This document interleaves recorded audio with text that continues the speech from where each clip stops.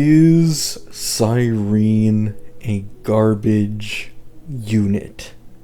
Technically no, however, value-wise and investment-wise, 100%. This has been an opinion that I've held since Cyrene's beta, that she is simply going to age terribly because of this game's new version power creep. And I used to receive a decent bit of backlash on my videos talking about this, with people saying, oh, you're playing Future Rail. You don't actually know what's going to happen or what's going to release in the new version. Look at how strong Cyrene is currently and how she's best in slot for every heir, right? But at that time, I tried to explain to people that the only reason these people have such a bias in their eyes for believing that Cyrene actually is incredibly meta is because all of the Chrysos heirs are incredibly meta. Once this changes, it shifts into version 4, and a significantly larger amount of teams who aren't Chrysos heirs dominate the meta, then will people finally be able to slowly start realizing the point I was making, right? Which is today's age. Of course, there are a few exceptions in some older Chrysos heir DPSs who are still holding on to that T0 placement in some endgame content, and especially with higher verticals, most notably Mono Rem. However, I do believe it is safe to say at this current point in time, with the upcoming Robin and Avon beta, that yes, I was right. Cyrene was a terribly aged pull, and the sole reason of this is because she was simply released too late, right? I have talked about this with my chat frequently often on my streams, who have asked me why is it that I quote-unquote glaze Yao Guang's kit, however I hated so hard on Cyrene's, and the simple answer is the difference in timing. Cyrene was released near the end of version 3, meaning she was very close to version 4, and in my opinion this is what hurt her pull value so badly.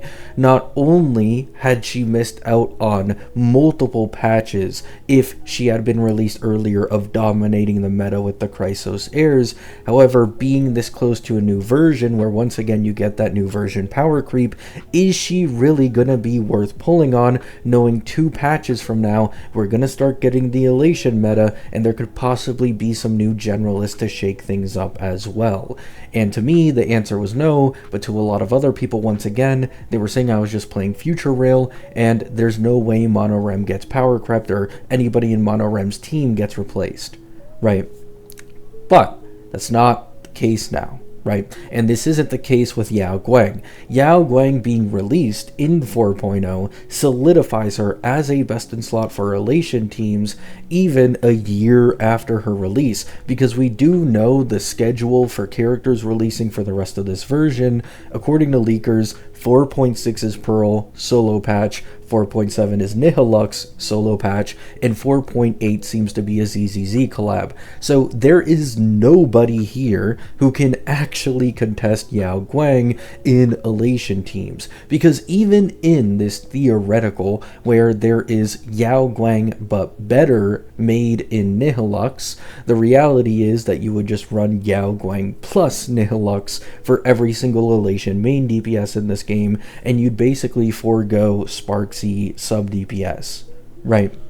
So with this being said, Yao Guang would still have her spot in elation teams for at least the entire version. However, not only this, it usually takes a few patches into a new version before you actually start getting these new generalist supports that are so strong that they can contest the old niche ones. Meaning, it's likely that she has more closer to a year and a half uncontested in her elation teams. And at this point, we would probably start getting some buffs for some of the early version 4 characters. So Yao Guang is completely in the clear, since you get just so much more longevity for the investment you put into her, since she was released at the beginning of the version instead of the end. However, this does not apply to Cyrene.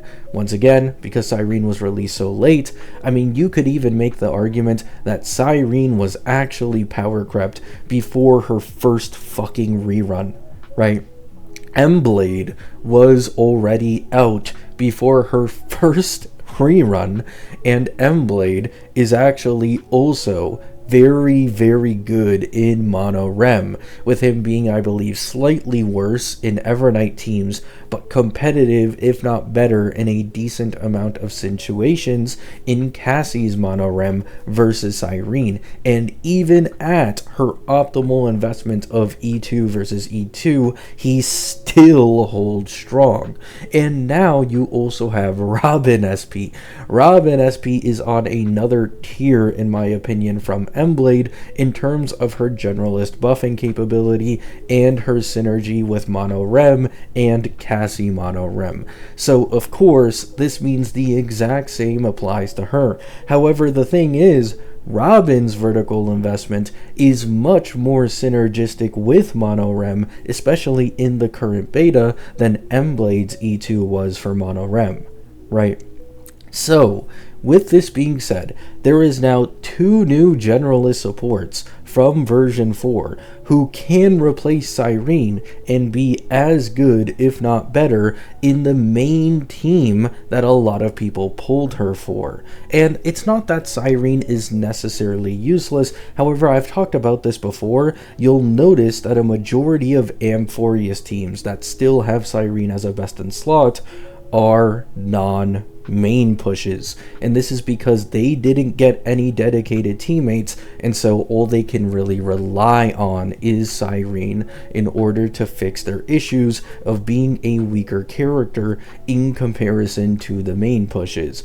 And the obvious examples of these are Eggy, Anoxa, Mayday, so on and so on. Evernight main DPS would probably also still use Cyrene, I'd imagine, right? But the thing is, with Evernight, it's easier for Cyrene to be high value in that team, since Evernight has been using free RMC for quite a while now. So it's free RMC versus Cyrene, and on Evernight's team, where there's actually some pretty good duo/triple DPS investment and damage going on with Hyacine, Cyrene, and Evernight at, a little bit high investment, it works well, right? It really works well. Robin SP is pretty synergistic with that team. So yeah, in my opinion, Cyrene was just a terrible character, a terrible kit, and released at the wrong time. If she was released earlier, once again, like Yao Guang, I wouldn't have anywhere near as many complaints as I currently do, but just terrible pull value. The only excuse that people can even use for this character meta-wise is, what's that one excuse that people always pull? Oh yeah, that you can use her on like some other team because there's 3 team endgame content. But in my opinion, this point is a bunch of hoopla, because legit you have 2 of the newest generalists in M-Blade and as well as Robin. You put them on separate teams. That's 2 teams with the new best generalists that don't need Cyrene. And then there's only 1 more team you need that is like niche in any way, right? Let's say you're using Break. Let's say you're using like an Elation team. Let's say you're using Himiko, right? Like none of these guys care at all for fucking Cyrene. And Cyrene actually probably loses to, for example, in a Himiko team, Cyrene just loses to Trivi, right? Like, she just loses to Trivi. And this brings back to my older point when I was trying to tell people how Trivi would age better than Cyrene. But once again, like that bias that people see when all the Chrysos heirs are at the front of the meta. Oh, how could Cyrene become worse value than Trivi in the future when she's power creeping Trivi in these Chrysos heir teams?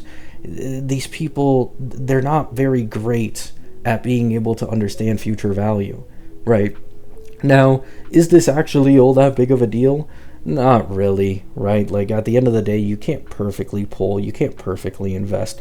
Someone is always going to make mistakes along the way, and that includes me. However, I just feel like making this video because I feel justified, right? It feels nice to just see it all unfold exactly as I thought it would. And I know this is technically weird because in a way I'm kind of praising this game's new version power creep just because of, you know, me believing in a certain point and wanting it to be proven correct. However, the reason I don't care that much is because specifically this power budget has been allocated to generalists. If you guys have been watching my channel for a long time, I overglazed the fuck out of generalists, and I really like them and them getting a lot of power budget, since they enable a lot of people to use whatever DPS they really like and clear, because those new generalists are just that strong. And Robin SP and M-Blade are both such great kits, right? M-Blade still has his obviously best in slot in his niche teams like Fua and Acheron, but he's still a great generalist nonetheless, makes survivability a little bit better with his taunt. And then Robin SP, I mean, we finally have a mainly defense shred buffer. I've been waiting on a character like this for years. Her Eidolon and base kit, none of it is tied to a specific team. She's legit usable on every team in the game. So I'm happy, right? Like, I'm genuinely happy with these characters because they're going to allow a lot of people pull on them, pull some of their early Eidolon investment, put them with their old favorites, and it's going to clear, which is really nice, right? This should especially be a pretty large upscale, especially if you go into like E1 and E2 Robin for the Saber Gilga team, and I actually would not be surprised if the Saber Gilga team is better than Archers at this point with Rin. Love you all. Hope you have a great day. Hope you have a great night. Peace out.